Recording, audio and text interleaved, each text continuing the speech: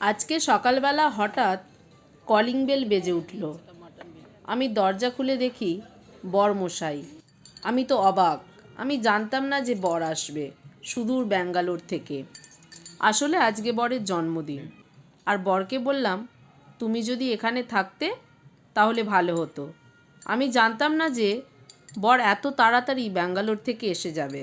এত বড় সারপ্রাইজ পেয়ে আমি তো দারুণ খুশি।